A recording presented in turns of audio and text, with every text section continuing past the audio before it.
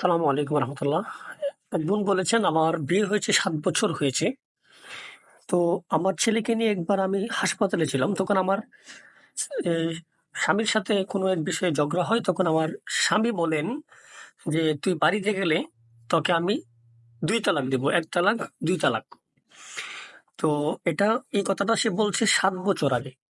তো কিছুদিন আগে যখন আমি আমার স্বামীকে জিজ্ঞেস করি যে তুমি এই কথাটা কেন বলছিলা, তোমার তো তালাক হয়ে গেছে বা ইসি, তখন স্বামী বলতেছে আসলে আমি তালাক সম্পর্কে জানি না, এবং তালাক সম্পর্কে আমার এই মাসালা সম্পর্কে জানা নাই। এই জন্য আল্লাহ বলছেন যে কেউ যদি না জেনে কোনো কাজ বা কোনো কিছু করে তাহলে আল্লাহ এটা মাফ করে দেবে।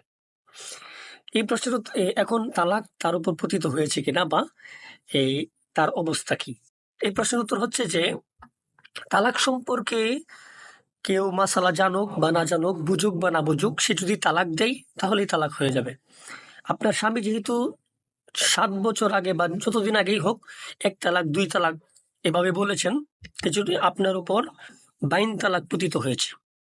এখন আপনারা যদি সংসার করতে চান তাহলে আপনাকে অবশ্যই নতুন করে আকদ করাতে হবে। অর্থাৎ ধরেন বিয়া করাতে, কোনো আলেমের কাছে যাওয়ার পরে ইজাব কবুল, উনি আপনাকে ইজাব দিবে, আপনি কবুল করবেন, এবং নতুন করে মোহর ধার্য করতে হবে।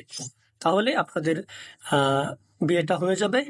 আর হচ্ছে, ভবিষ্যতে আপনার স্বামী 1 তালাকের মালিক থাকবে। উনি যদি ভবিষ্যতে কোনো সময় একবার তালাক উচ্চারণ করে তাহলে আপনাদের সংসার নষ্ট হয়ে যাবে, আপনারা আর একসাথে ঘর সংসার করতে পারবেন না। আশা করি বুঝতে পেরেছেন। আসসালামু আলাইকুম।